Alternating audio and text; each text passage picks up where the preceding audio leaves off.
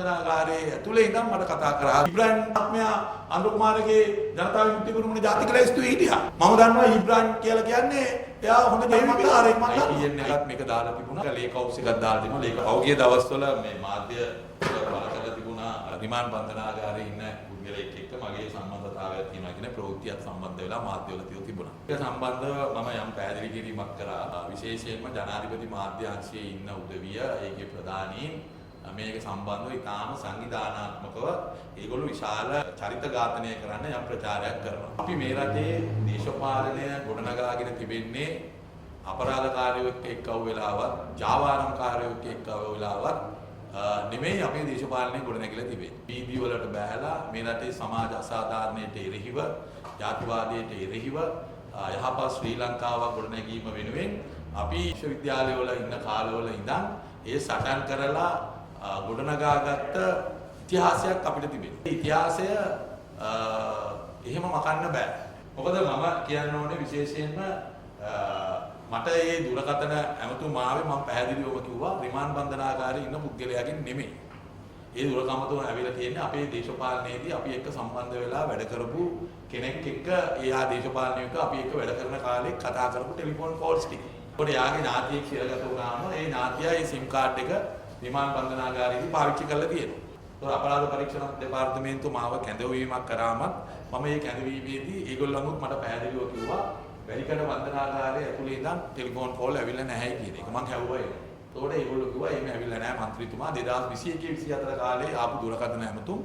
ඒතකොට මම කිව්වා මේකේ ටවර්ස් මොනවද? මේවා මාලිගාවත්ත ග්‍රෑන්ඩ් පාස් ටවර් වලින් මම ඒක හරියට මොකද ඒ දේශපාලන සම්බන්ධ වෙච්ච එක්කෙනා මාලිගාවත්ත ප්‍රදේශයේ කෙනෙක් ඒක හරියට ටවර් වලින් ඇවිල්ලා තියෙනවා. ඒතකොට වැලිකඩට සම්බන්ධ ටවර් වලින් කෝල් ඇවිල්ලා නැහැ.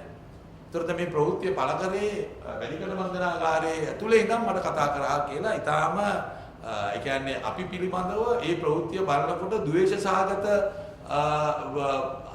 අපි පිළිබඳව වැරදි අදහසක් ජනතාවගත කරන්න තමයි මේ ප්‍රවෘත්තිය පළ කරලා තිබුණ ආකාරය දිහා බැලුවා. ඊටාම කනගාටුයි. එතකොට මේ ප්‍රවෘත්තිය පළ කරපු කෙනා අඩුම ගානේ මට දුරකථන ඇමතුමකින් මේව නිවුස් එකක් ඇවිල්ලා තියෙනවා කියලා හැවුවා නම් මම ඒකට උත්තරයක් දීලා තිබුණා. මම දැක්ක රජයේ සම්බන්ධ ITN එකක් මේක දාලා තිබුණා. ලේක් හවුස් එකක් දාලා තිබුණා. ලේක් හවුස් එක වද කරනවා කියලා ITN එකට නම් මම නඩු දානවා. මම කියන්නේ මෙහෙමයි. අපි දේශපාලඥයෝ හැටියට අපිට ඕනම කෙනෙක් එක්ක අපිට කතා කරන එක එක සමාජ තරාතිරාමේ මට්ටමේ අය ඉන්නවා. මොකද අපි මේ කොළඹ නගරයේ දේශපාලනය කරනකොට මේ කොළඹ නගරයේ විවිධ අය ඉන්නවා. ඒ විවිධ අය කතා බහ කරනවා. ඒ කතා බහ කරපු පමණින් ඒගොල්ලෝ කරන ව්‍යාපාර කටයුතු වෙන්න පුළුවන්, සමාජ විරෝධී දේවල් වෙන්න පුළුවන්. ඒවට අපි දේශපාලන ආවරණ ලබා දීලා තියෙනවා නම් අපිට ඒවට උදව්පදා දීලා තියෙනවා නම් ඒවට අපි උල්පන්දම් දීලා තියෙනවා නම් අන්න අපි වැරදිකාරයෝ. එතකොට තමයි අපි වැරදිකාරයෝ බවට පත් වෙලා ඉන්නේ. ඒතකොට අපේ දේශපාලන ජීවිතය තුළ එහෙම සමාජ විරෝධී ක්‍රියාවන් වල ඉදිරියට තියෙන කාටවත් අපි දේශපාලන ආවරණ ලබා දීලත් නැහැ. අපි බලයේ ඉන්න කාලේ අපි දේශපාලන වශයෙන් උදව් කරලත් නැහැ. අනිත් එක මේ දුරකථන ඇමතුම් ඇවිල්ලා තියෙන්නේ 21 24 කාලේ. ඒ කියන්නේ අපි විපක්ෂයේ ඉන්න කාලේ. මතක තියාගන්න. මතක තියාගන්න ගෝඨාභය ඉන්න කාලේ. කියන්නේ ගෝඨාභය අපි ගැන හොයන කාලේ. ඒතර ගෝඨාභයගේ කට්ටිය අපිට පාස්කු බෝම්බ ප්‍රහාරයට සම්බන්ධයි කියලා කියන කාලේ. තමයි මේ දුරකථන ඇමතුම් ඇවිල්ලා තියෙන්නේ. එතකොට ඕගොල්ලෝ දන්නවා ගෝඨාභය රාජපක්ෂ මහත්තයා බලයේ ඉන්නකොට මේ සුරේෂ් සලේ තමයි එදා හිටියේ මේ බුද්ධ්‍යංශේ ප්‍රධානියා හැටියට ඒ වගේ දේවල් තිබෙනවා නම් අනිවාර්යයෙන්ම ඒගොල්ලෝ අපිව අල්ලලා කූඩු කරන්න මම තදට ගෝඨාභයව විවේචනය කරන කාලේ. විශේෂයෙන්ම මේ පාස්කු බෝම්බ ප්‍රහාරය සම්බන්ධ. පාර්ලිමේන්තුව ඇතුලේ එළියේ. මට මතකයි එකපාරක් පාර්ලිමේන්තුව ඇතුලේ මම විවේචනය කරාම මම වුණා අද නමක් කියන්න පුළුවන් මට අපේ එරාන් වික්‍රමරත්න අපේ හිටපු മന്ത്രിතුමා පාර්ලිමේන්තුවේ එළියේදී පාර්ලිමේන්තුවේදී මට කිව්වා මේ මුජබ ඔයා පාස්පික ගැන කතා කරන එක නවත්තන්න කියලා. මං කිව්වා ඇයි කියලා. මම යාමට කිව්වා please don't talk about the Easter Sunday attack here after කියලා. මං කිව්වා why what is the problem කියලා. කතා කරන්නේ නැතුව ඉන්නකො ටික කාලයකට කියලා. මං කිව්වා ඇයි මොකද්ද ප්‍රශ්නේ කියලා. එයා මට ඉඳන් කිව්වා ඊයේ මම ටීවී වැඩසටහනකට ගියා. ඒ වැඩසටහනේදී ආණ්ඩුවේ නියෝජ්‍ය අමාත්‍යවරු දෙන්නෙක් ඇවිල්ලා හිටියා. ඒ වැඩසටහන ඉවර වෙලා ඒගොල්ලෝ මට ඇවිල්ලා ඔයා ගැන ඉතා තරහින් කතා කරා කියලා. මම කිව්වා මොකද තරහ කියලා. ඔයා ඊයේ පාර්ලිමේන්තුවේ මේ මොකද්ද ඊස්ටර් සන්ඩේ නැත්නම් පාස්කු බෝම්බ ප්‍රහාරය සම්බන්ධව ඔයා අලුත් තොරතුරක් ඊයේ පාර්ලිමේන්තුවේදී හෙළි කරා. ඒ හෙළි කිරීම සම්බන්ධව ඒගොල්ලෝ ඉතා තරහින් මා එක්ක කතා කරා. ඒ හින්දා ඔයා මේක කතා කරන එක ටික කාලයකට නවත්තන්න කියලා කිව්වා. ඒකට එහෙම පීඩාවන් වලට ලක් වෙලා කාලේ පහු කරලා අපි 2021 ඉඳන් 24 වෙනකම් ගෝඨාභය කාලේ. හරි. ඒකට දැන් තියෙන දේ තමයි මේ system change කරන්නනේ Anura Kumara දන්දේ. Anura කුමාරගේ system එකත් ඕකම තමයි වෙලා තියෙන්නේ. දැන් ඒගොල්ලෝ අපිට කිව්වා අපිට අපි මේ පාස්කු එක්ක සම්බන්ධයි කියලා.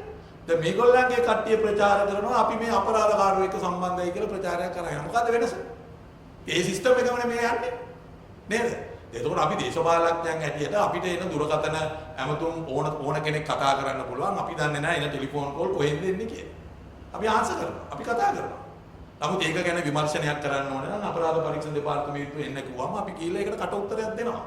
ඒ කට උත්තරේ දීපු පමණින් මම ඒකේ මට කතා කරපු පමණින් මම ඒගොල්ලන්ට උදව් කරලා තියෙනවා සහයෝගය දීලා තියෙනවා කියලා කොහොමද කියන්නේ? දැන් එහෙමනම් මට කියන්න පුළුවන් ඉබ්‍රාහිම් මේ මහත්මයා අනුර කුමාරගේ ජනතා විමුක්ති පෙරමුණේ ජාතික ලැයිස්තුවේ හිටියා. ආසු බෝම්බ ප්‍රහාරයේ ප්‍රධාන බෝම්බ කරුව දෙන්නගේ පියා. මම දන්නවා ඉබ්‍රාහිම් කියලා කියන්නේ එයා හොඳ ජේවිපි කාරයෙක් මම දන්නවා. මේ අපේ ආසනේනේ එයා ඉන්නේ. මම එයා පෞද්ගලිකව දන්නවා එයා හොඳ ජේවිපි කාරයෙක්. ඒතකොට එයාගේ ගෙදරට අජ්ජිය අවුරුද්දාම නෝම්බිය අවුරුද්දාම ජේවිපි නායකයෝ යනවා කෑම කන්න. මම දන්නවා. එයා පක්ෂයට උදව් කළා දෙනවා. මම කියන්නේ නෑනේ අනුර කුමාර ඉබ්‍රාහිම් මහදියාරුව දන්න හින්දා එයා පාසු බොම්බ පරාට සම්බන්ධයි කියලා. අපි කවදාවත් එහෙම චෝදනාවල් අපි කරලා නෑ. අපි දන්නවා ඉබ්‍රාහිම් මහදියාරුවට ඒගොල්ලන්ට තියෙන දේශපාලන කඩ දෙනවා. අපි එහෙම පහත් තත්ත්වයට වැටලා නෑ. අපි එහෙම සිල්ලර දේශපාලනය කරේ නෑ.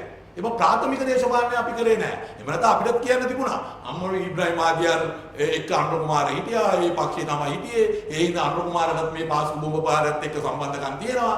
මේ JVP එකට තියෙනවා කියලා අපිට කියන්න තිබුණා. අපි කවදාවත් සමගි ජන බලවේගයේ කට්ටිය මම දන්න තරමින් කියලාද මම කියලාත් නෑ. මොකද එහෙම සිල්ලර දේශපාලනය කරන්න ඕමනා නෑ. නමුත් අපිට කනගාටුයි සිස්ටම් චේන්ජ් කරන්න ආපු කට්ටිය දැන් මේ සිල්ලර දේශපාලනයට බැහැලා තියෙනවා. දැන් ඒගොල්ලෝ සියලු දෙනාම දන්නවා මේ ආණ්ඩුව මම තදින් විවේචනය කරන කෙනෙක්. ඔය ඇත්ත. ඉතින් මම විවේචනය කරන්නේ මම විරුද්ධ පක්ෂයේ മന്ത്രിවරයෙක් හැටියට ආණ්ඩුවේ වැරදි දකින්නකොට ආණ්ඩුව දීපු පොරොන්දු ජනතාවට ඉෂ්ට නොකර ඉන්නකොට මම ඒව විවේචනය කරනවා. ඒක මගේ අයිතිය. ඉතින් ඒක උගල ගන්න පුළුවන් වෙන්න ඕනේ ආණ්ඩුවේ ඉන්න අයට.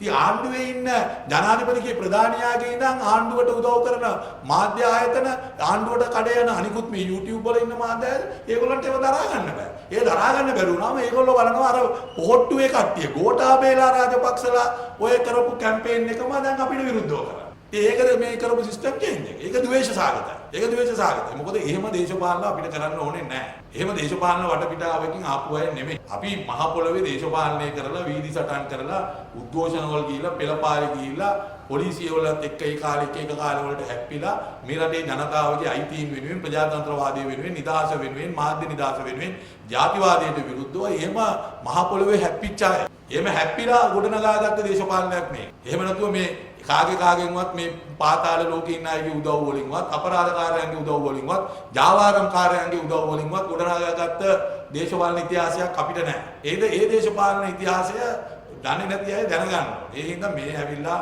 ඒගොල්ලන්ගේ අර ජනාධිපතිතුමාගේ මාධ්‍ය ප්‍රධානියා ලැජ්ජා මාධ්‍ය ප්‍රධානියා කියලා කියනවා. ද්වේෂසහගත නිවුස් එකක් නේ. මට මේ රිමාන්ඩ් බන්ධනාගාරයෙන් දැන් ටෙලිෆෝන් කෝල් ආවේ නැහනේ. ඒක මට අපරාධ පරීක්ෂණ දෙපාර්තමේන්තුව මගේ කට උත්තරය ගන්නකොට මට පැහැදිලිව ඒක කිව්වනේ. මම ඇහුවානේ ඒගොල්ලන්ගෙන් මේ ඇතුලේ නෑසර් මේ ඇවිල්ලා තියෙන එළියේ නම කොරයි එළියේ ඉන්න එක නයි කතා කරලා තියෙනවා. ඔය අපි දන්නේ එක්කනේ. එයා සම්බන්ධවත් මගෙන් ඇහුවා. මම කිව්වා එයාව අපි දන්නවා. අපිත් එක්ක විතරක් නෙමෙයි එයා කාලෙන් කාලෙට එක දේශපාලන පක්ෂ වලට වැඩ කරලා තියෙනවා. දැන් මේ අන්තිම මැතිවරණයේදී වැඩ කරේ අපිට නෙමෙයි මාලිමාවට වැඩ කරේ. ඊට කලින් 2000 ගෝඨාභය ඉල්ලන එකේ වැඩ කරේ පොට්ටුවට. 2015 16 අපි එක්ක වැඩ කරලා තියෙනවා. ඒක ඇත්ත. ඉතින් මේවා අල්ලගෙන අපේ චරිතය ඝාතනය කරන්න නිකන් අසත්‍ය චෝදනා කරලා අර අපිව බය කරන්න කටවල් වහන්න උත්සාහ කිරීමේ මේකේ යම් කුමන්ත්‍රණකාරී වැඩපිළිවෙලක් මේ ආණ්ඩුව කරනවා කියන එක පේනවා.